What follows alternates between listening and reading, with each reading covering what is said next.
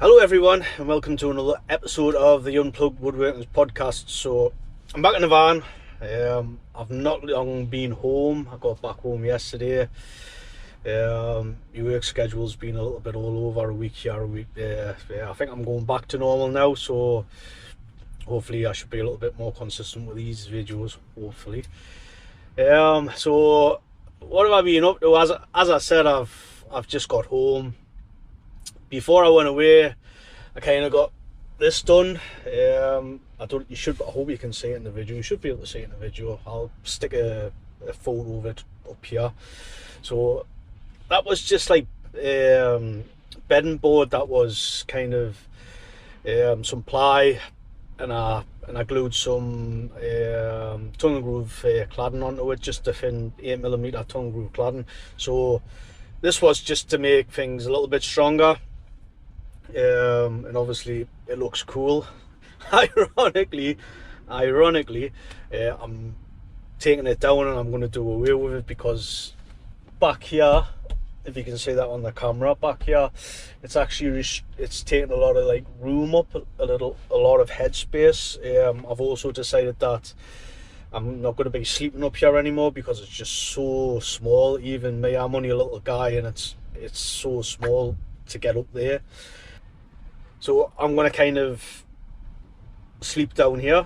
Somehow I'm going to arrange it. Also, the cabinet that I hummed and hawed about, redesigned it so many times. Thought I had a proof of concept. Don't like it. That's currently got the doors off it, the shelves are out of it. I'm going to kind of try to reuse as much as I can. I don't know how much I'm going to be able to reuse. Such a shame, really. Waste of time, effort, but at least I know that's not going to work on the positive side. So I think now I'm going to do what I didn't want to do and build a full-time permanent cabinet that's going to sit somewhere around here. It's going to be a lot thinner. One of the reasons I didn't want to do it, because it actually restricts the movement of the chairs. Don't like the restriction of that. I think it's quite cool that the chairs can go like all the way up and all the way back, but I'm going to kind of have to grin and bear it, because trying to sleep up there is just ridiculous. It's just so tight, but there we go. So what impressed me, so I was actually going to post something else, and as I was going up to see the link, refresh my memory and whatnot, because I do save a lot of things so I can bring it to the attention of people what I think is pretty cool. Ironically, I put Instagram on to do this, and something popped up. So this was Clean Cut Woodworks, and this was a furniture repair. It was quite quick and simple, but at the same time I thought it was quite clever. If you're watching this, I'll put a little clip down here for those that are listening. So this was on a piece of furniture. It was a leg. The leg had been turned, and it stated in the write-up that the leg had been snapped and glued back together lots and lots of times. So the break in the leg was actually end grain. So anyone that's been doing woodworking for a number of years, or a decent amount of time, trying to glue end grain, it doesn't work out well. It's just the nature of the wood. So what he done, which I thought was quite clever, where the leg met the body, he actually cut away and chiseled away as much as he could. This would be I think it was the top of the leg. Obviously I'm going off memory now. I think the leg had been mortised and tenon joint in, obviously the rails into the leg, and then the leg had obviously been turned. So I think he basically cut it and replaced the section of wood, glued it in, drilled a hole, placed dowel in it, and the leg itself, same sort of thing. You cut the frayed ends off, you know, the jagged ends where it snapped on the end grain. You drilled a hole in the lats, glued it and stuck it together. The thing I liked about this as well, it looks like a good fix, and I think it'll solve the problem. Obviously so does he, that's why he's done it. But another smart thing about it, he didn't have to take the whole thing apart, which, if anyone that hasn't took furniture apart, old furniture, even furniture that's not that old, sometimes it can be a little bit problematic. You know, you've got the glue to contend with, you know, where the glue's been, so, you know, trying to remove glue and whatever else and trying to get the thing apart, you can actually damage furniture doing that. So I thought that way it was quite smart. Pretty cool. So I will leave a link in the description for anyone that's listening and want to check that out. So today I'm going to talk about some of my Japanese saws. I've actually got them in the van with us. I hope I don't get pulled over, because if I get pulled over by the police, they might actually arrest us. Kind of, yeah. I've got a few saws here, so I've got a couple of little fellas as well. These are really handy. So I don't know how many I'm going to get through. Obviously, you know, I don't want to make this video too long. So I'm going to go over a few of them, see how far I get, and kind of give you me, you know, what I think of them, basically. So half of these saws I can't even pronounce the name of, so what I'm going to do, I'm going to put the name on the screen, and then I don't have to make a fool of myself trying to pronounce them or remember the names, because I don't even remember half of the names. So I'm going to start with my Ryobi, I think. It's a very, very useful saw. This is probably my prize saw, if you want to call it that. If I could only have one saw, this would be the saw, hands down. And this is a Gyoko, I think I'm pronouncing that right. I have tried other brands of saw and I don't rate them at all. I'm not going to name them, but there's quite a few brands that I don't rate. I'm not affiliated with these guys, I just like the saws. They never let us down. So this, the handle, which is on most of them, I don't really rate. It is kind of nice to hold. It can slip, especially when you're ripping, you know, and sometimes the wood will grab, the grain will grab the saw teeth. So I have actually, you know, completely slipped off the saw a few times. I mean, that's probably my only rife with this. I mean, it's not a big massive deal, but it is noticeable. I mean, maybe someone that hasn't got a strong like grip may have trouble with these types of saws. So for the people that don't know, the saw itself, it has smaller teeth on this side. These are obviously angled differently, and these are for cross cutting. This side's for cross cutting. Cross cuts very well, and this side, if you can see, you should be able to see, this has larger teeth, and this is for rip cutting. So they do the job very, very, very well. This is, as I said, this is one of the first things I go for with ripping. How these work, because there's still quite a lot of people that don't know how these work, because they've actually got no spline, and the curves are really fine. So with the curve being really fine, you tend to get a really good cut, or at least I do. Bearing in mind, these types of saws, they do take getting used to, but once you've got used to them and you know how to use them correctly, they are really good. So these work actually under tension, meaning that it's a pull rather than a push. So if you were to push it, you know, they are quite flexible, and you kind of don't, it's just not going to work doing that. So when you're pulling, as you pull the cut, you're creating tension on the saw blade, and that's how you tend to get away from that's how you get away from not having to have a curve. That's how you get away with not having to have a spline on these. Although some Japanese saws do have splines, but yeah, this is one of my favourites. This is actually a disposable. I'm not doing well here with the sound. The seagulls are here. So these are disposable, and how you change these out, you actually change these out with a screwdriver.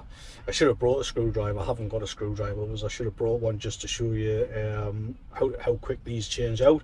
But basically, you unscrew it here and the blade pulls out, push the blade back and screw it. You're good to go within about 30 seconds if you should change them. Another thing to add, this particular brand lasts for a very, very, very long time. As I said, people who follow us know I've never got this thing out my hand. I use this like a lot. Daily use pretty much when I'm home, so it does get used a lot. And these do last you for a very long time. I really don't know how long, just long time.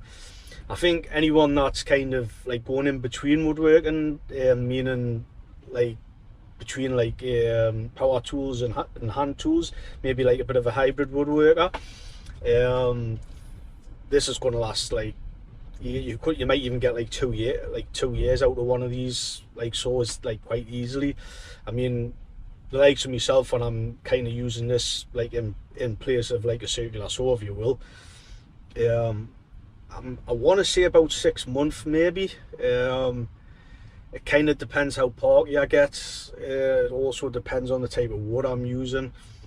I mean, obviously I do use a lot of hardwood, normally oak, so it does take its toll on the saw teeth. Like softwood like pine and spruce, this thing glides through it, and it doesn't really have a lot of impact on the teeth, not as much as oak does. So yeah, as I said, this is one of my favourites. While we're on the saw, I do actually have its big brother. I've got a feeling I'm kind of reflecting the sun into the camera. Yeah, I'm gonna try and like not do that. So this is a monster. This is like, I don't really use this a lot. The reason I bought this was solely for resawing boards. I think I cut me resawing down. I'm sure it was like taking us like somewhere in the region of 45 minutes it was taking us to resaw a board. The board was 170 millimeters wide, I think about 500-ish in length, 21 millimeters in thickness. I just basically wanted to half this. It was taking us about 45 minutes with a Western style saw.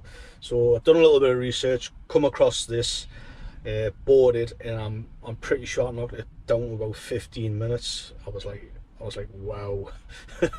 You know, 45 minutes, 15 minutes, you know, it's half an hour saving, you know, absolutely crazy. So that's pretty much the only reason I bought this. I think I might have a demonstration with us using this on one of my Roman workbenches. I think so. So if I have, I'll put it somewhere on the screen so you can see. As I recall, I'm sitting down, being a bit lazy, I think. So other than that, I don't tend to use it. I think maybe if I've got some thick material that I want to roughly cut, you know, cross cuts, you know, just not the final size, but rough cut it to a close size, I tend to use it for that. But I don't do a lot of that. I haven't done a lot of that in a while. To be honest, I haven't made any real furniture in quite some time. What I would consider real furniture or fine furniture in quite some time. I'm really looking forward to getting some done, because I have actually got projects. I've got a lot of projects, but just kind of haven't gotten round to them. I've just recently got this saw. Yeah, I quite like it. Obviously this has got a spline and it's got this handle. I think I actually did do a little bit of a review on it, I think, kind of on my first video podcast, which was only about 3 podcasts behind this one, I believe. So this is pretty cool. A nice fine cut with it. You do tend to get a little bit more precision with it because it has got the spline. This is probably one of the heavier saws I've got compared to other saws. Yeah, this kind of feels a lot heavy. Not that it's heavy, but it's noticeably heavier than the other saws. I have actually damaged some of the teeth. I don't know if you can see that there, but I have damaged some of the teeth. The teeth are very fine on this, so you do get a really fine cut, like super fine cut. This does come apart pretty easy, so there's a little screw here. You unscrew it and the blade comes out. So just to give you an idea, it's, you know, it's a very fine curve. And I put it back in, if I can do this because I'm blind. Back in, screw this down, and we're good to go. So yeah, I do like this one. The thing I don't like about it is it's a kind of a bit of a conundrum, because I like to have the spline there because it gives you more control, but at the same time it does hinder you a little bit. It does take a little bit of getting used to when you're cutting cross grain and you're doing, you know, wide pieces, maybe like 300-400 millimeters.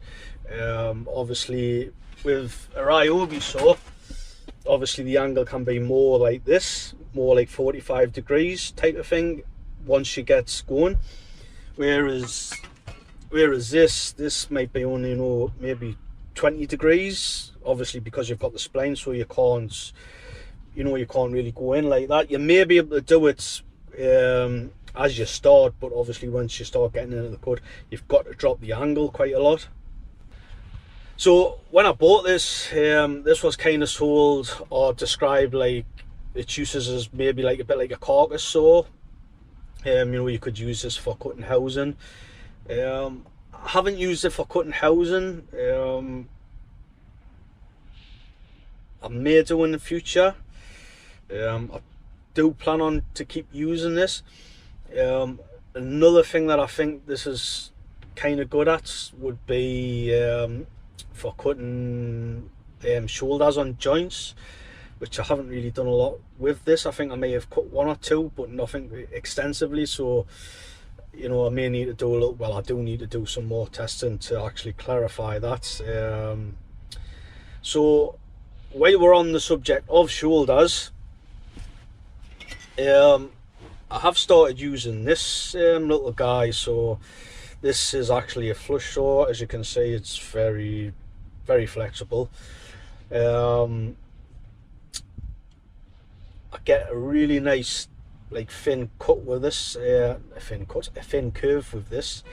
I quite like it. I have started using it a lot. Someone's going gung-ho with a horn out there.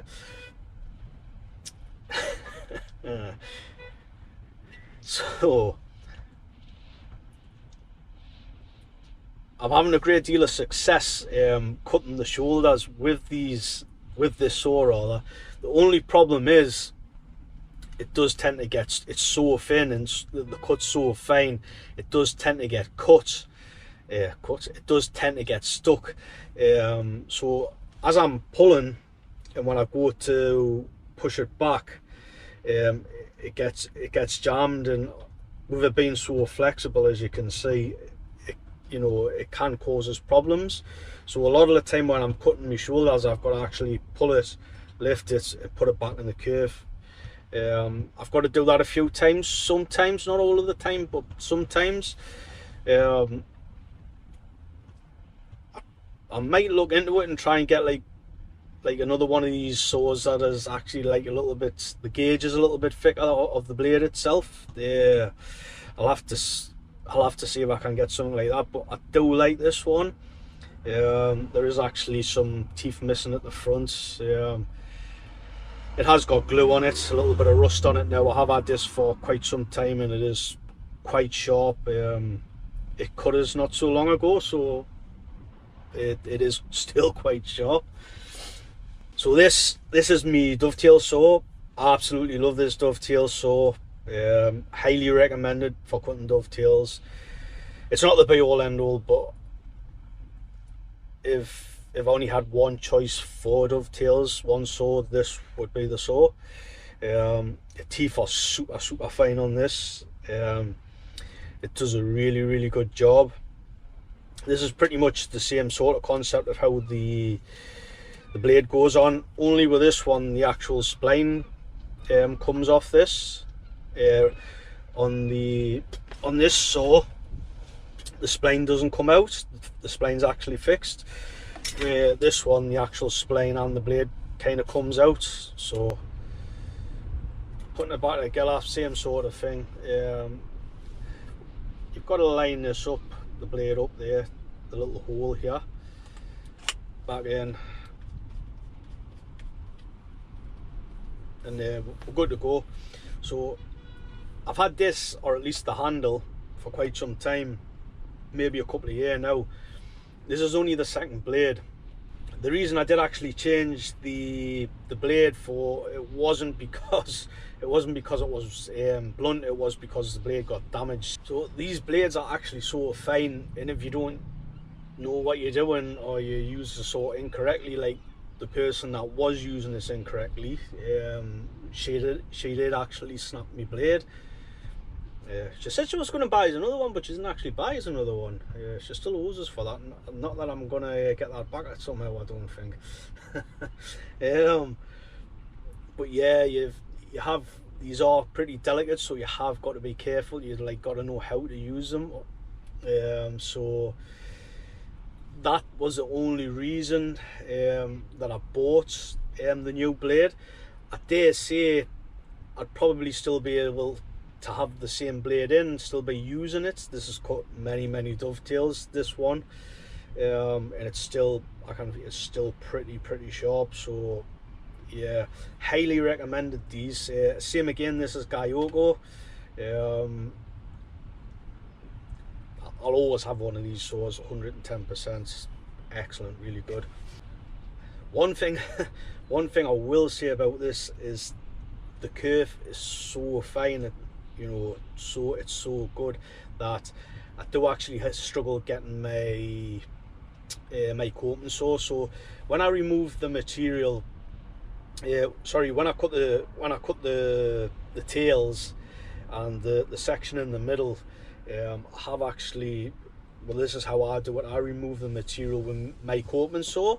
So the problem with that is that this saw blade's actually thinner than the coping saw blade. So what I have to do normally is use my Ryobi saw and cut a curve down the middle of the portion that I'm removing. If I don't do this, I can actually get the coping saw blade down, but it can actually damage the edges of the tail, so it's kind of not something I want to do. So that's kind of the only thing with that. But you know, for what it takes just to put it, you know, a few extra cuts in the waste material, it's not a big deal, and the results you get with this, or at least the results I'm getting, makes it worth it to me. This little guy, totally can't remember the name of it. Haven't used it a great deal.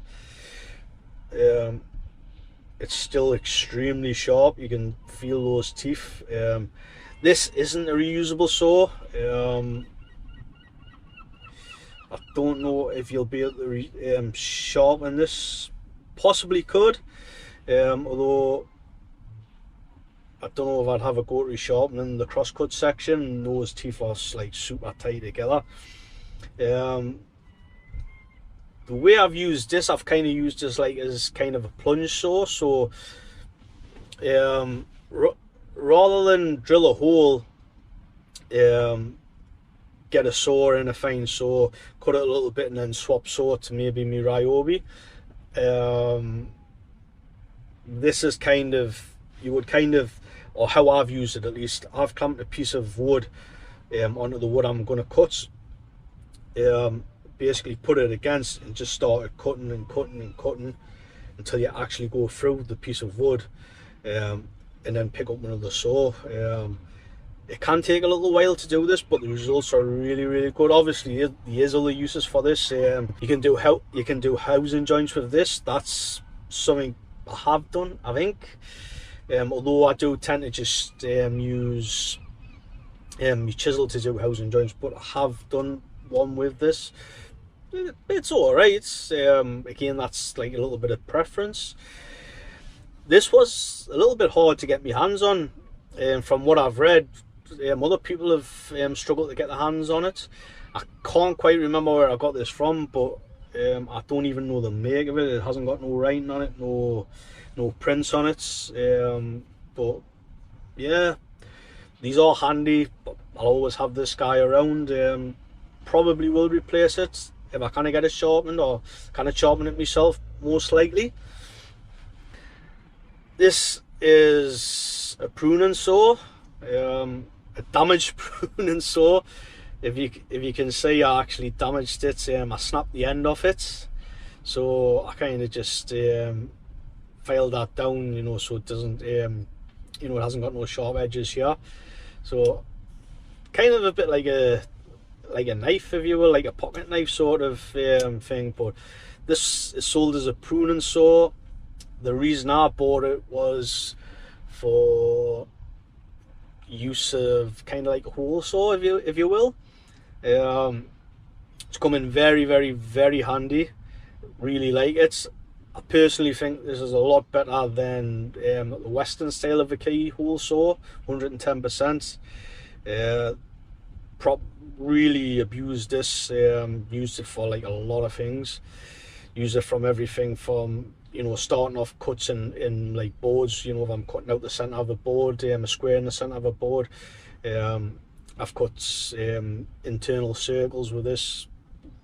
Really good, really handy to have one around.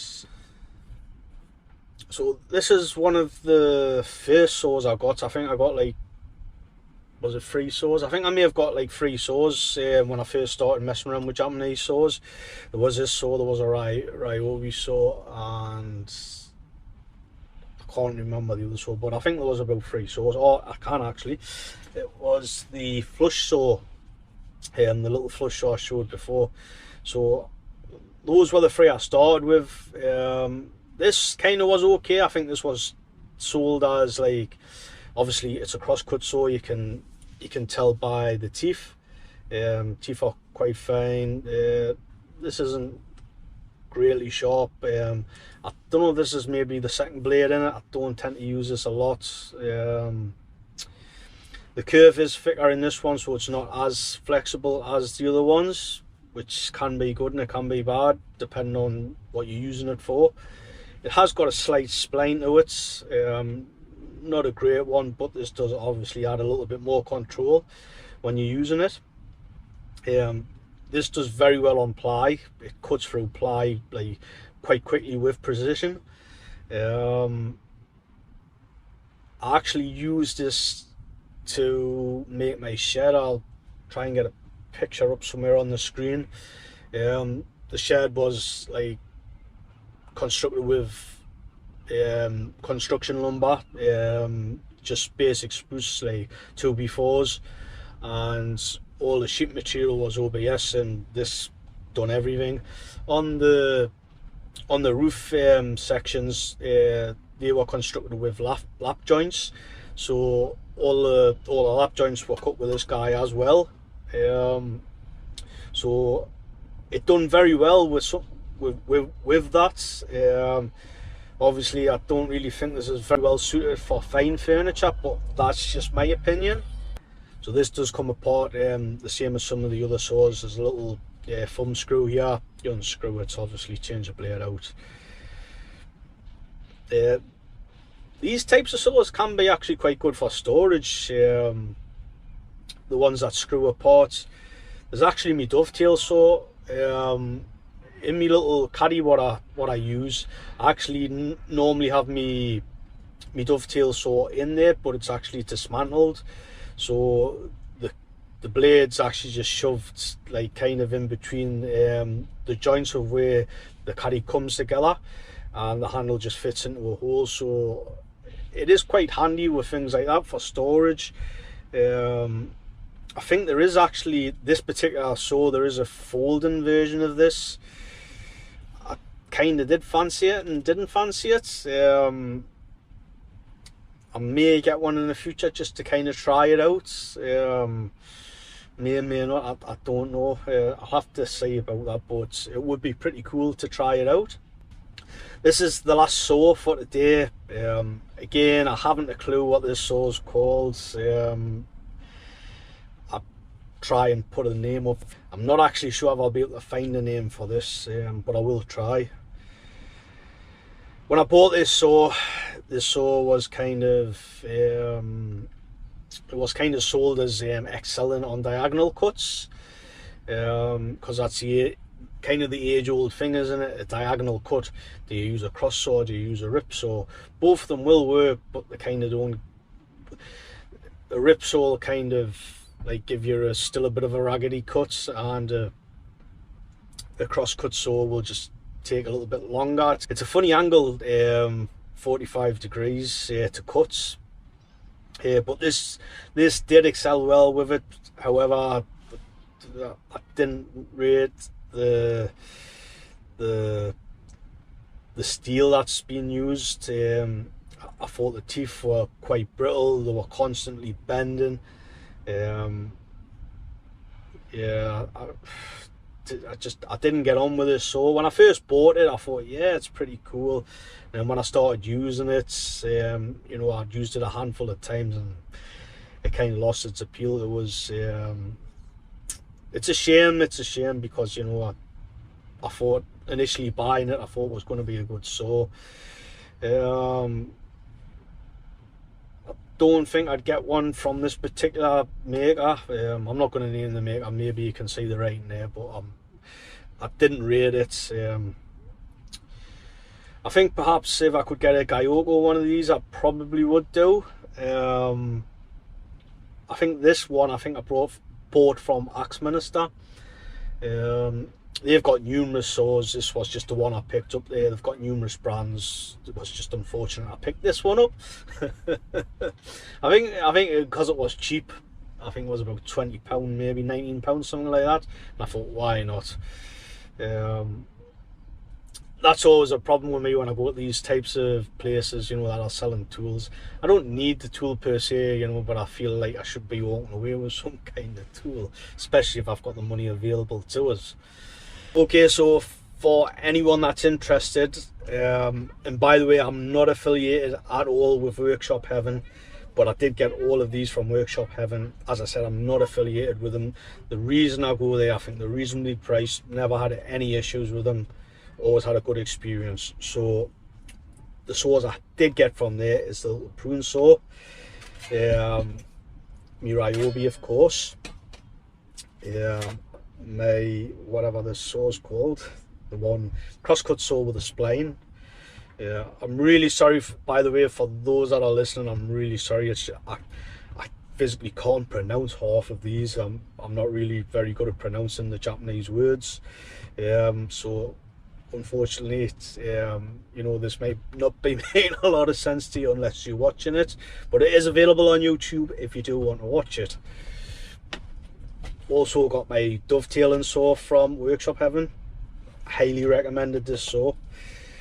Obviously my big Ryobi for the resawing. This is really good if you're doing a lot of resawing by hand. And obviously the little flush cut saw.